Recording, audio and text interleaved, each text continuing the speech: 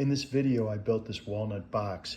It came from a 1.25" live edge slab, and it's got a faux inlay using poured epoxy.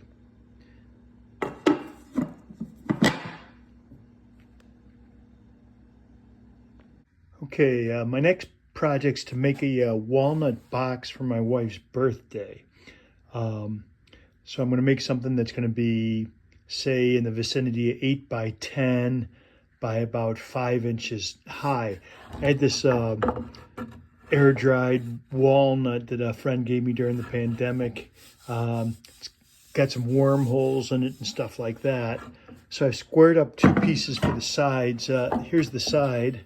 There's some of the worm-eaten stuff. But this is going to be the sides. This is going to be the end. What I'm going to do is I'm going to resaw this. It's a 7/8. I'm going to resaw it down to about 3/8. And so I'll have 1 piece for either side. So I've got my saw set up here with my 1-inch blade, and I'll resaw these pieces down. As I said, I've got this 1-inch blade that really makes resawing easy. So I'll shove this through here, and we'll see what happens. I'll end up with 2 ends, hopefully.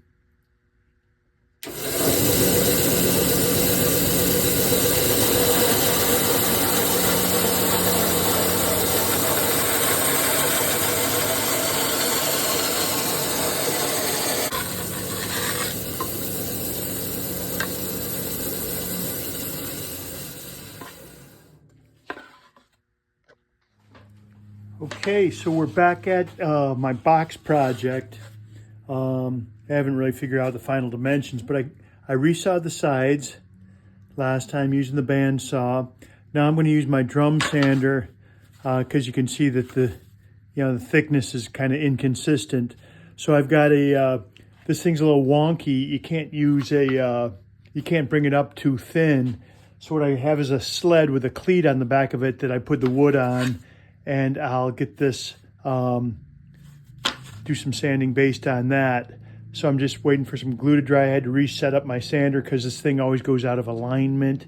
Another kind of wonky thing about it, but that's life.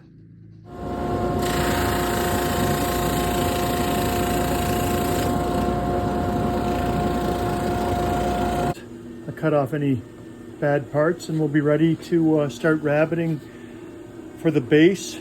And then I'll figure out what kind of joint I'm going to put on the sides.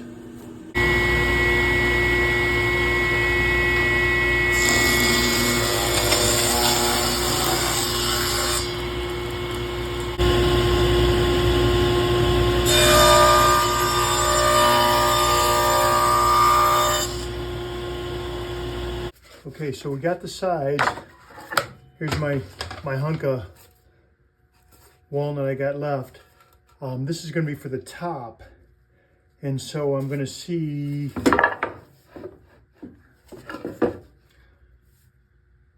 I don't want to join the top, so it's going to kind of dictate the size of the box.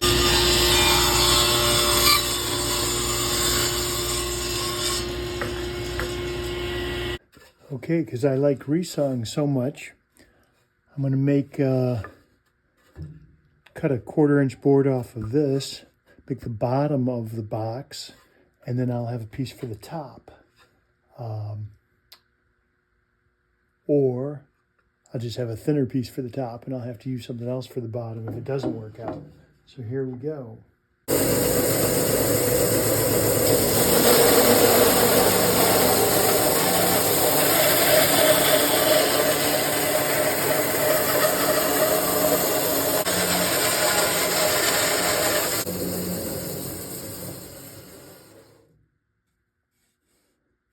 Not bad. All right.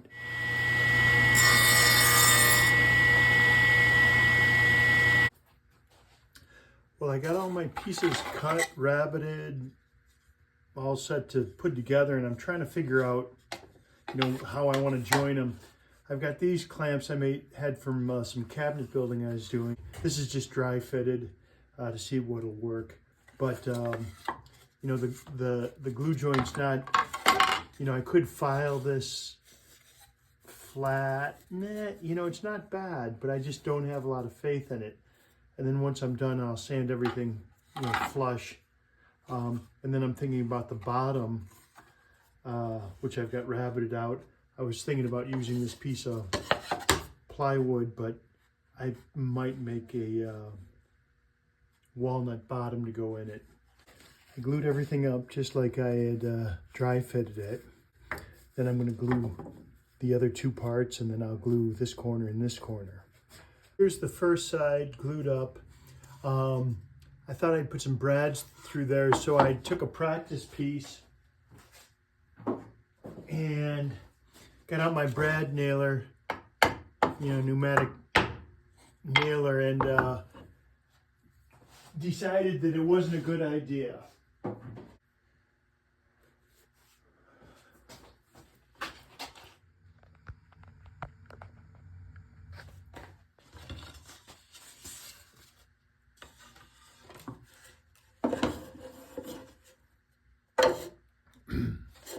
And the big picture of this.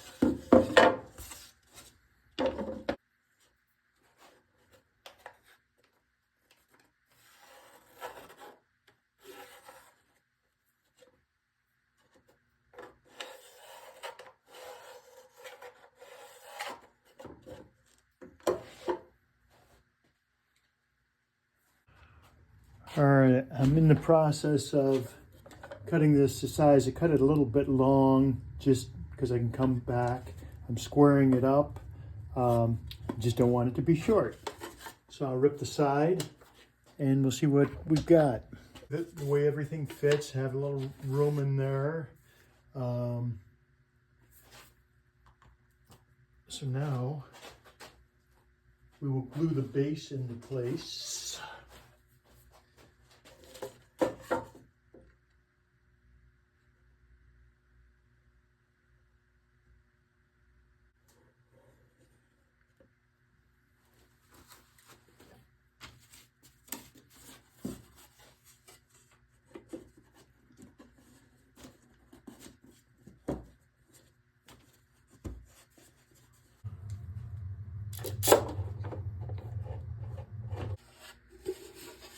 All right, got a box.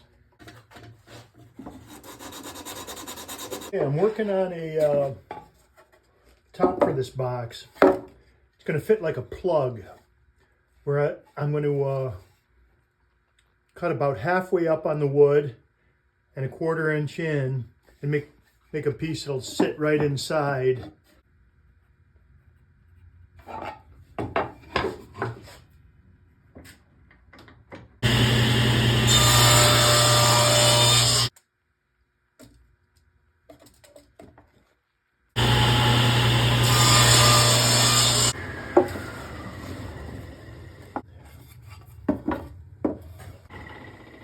Now, the proof's in the pudding.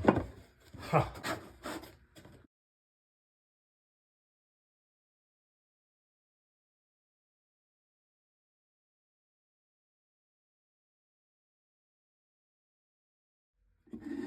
Okay, so I'm thinking about decorating the top of this box. And so I took a piece here, and I got this flower design to give me my, basically I wanted to get my vector shapes or whatever, but transferred it and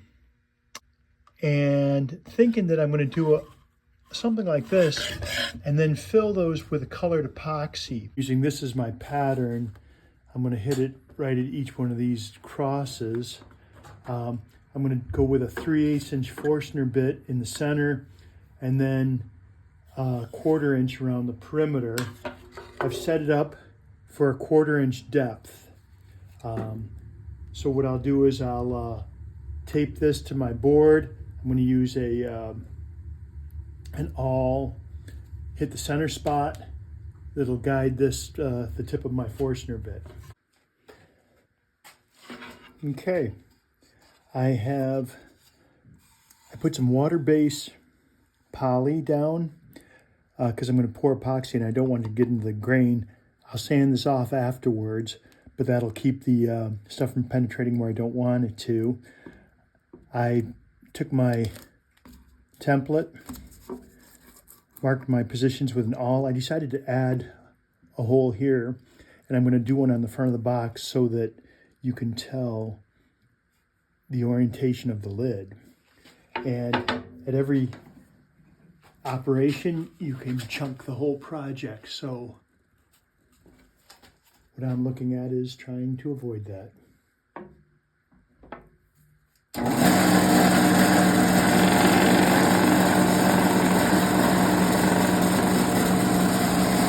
Okay, there's my 3/8 inch hole. Now I'll go to 1/4 inch holes for the perimeter, and right there. I might even go smaller there.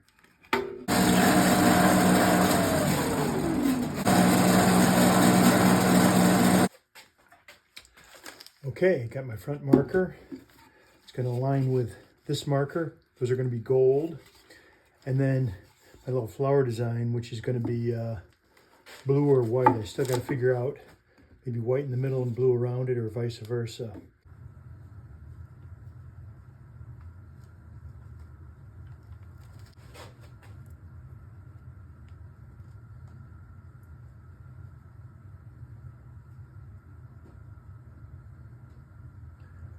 I want to crown them just a little bit because it will settle in there. That's that, and then the gold is right here. Okay.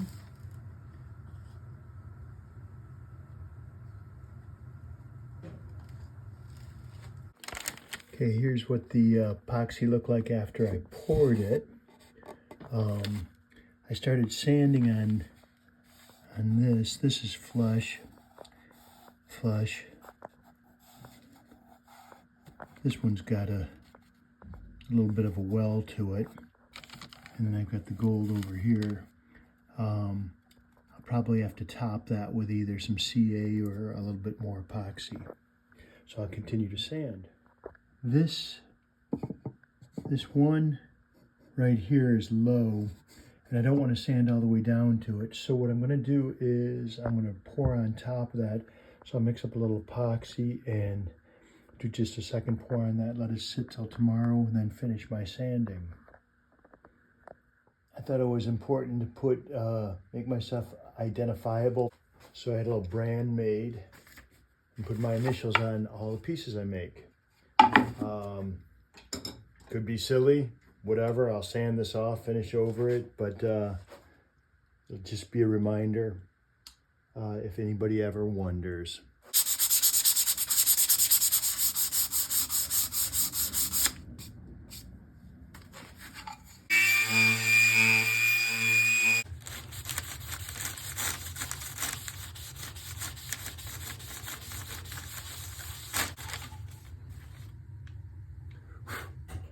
So I decided to finish the box with True Oil, which is like gunstock oil. It's kind of like a hybrid of, it's a better version of tung oil, I guess, more forgiving.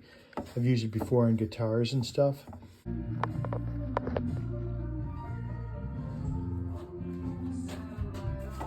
The first coat of True Oil's dried, and so I'll sand that.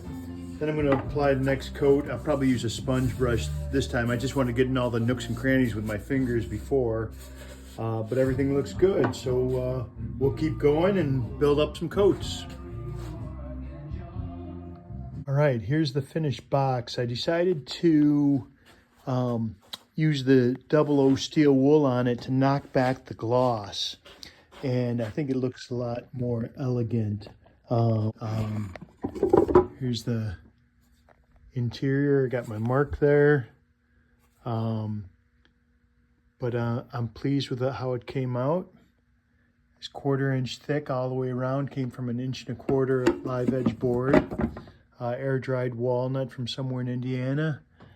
That's a poured epoxy inlay that I did with some markers so that my wife would always know where the front of the box is.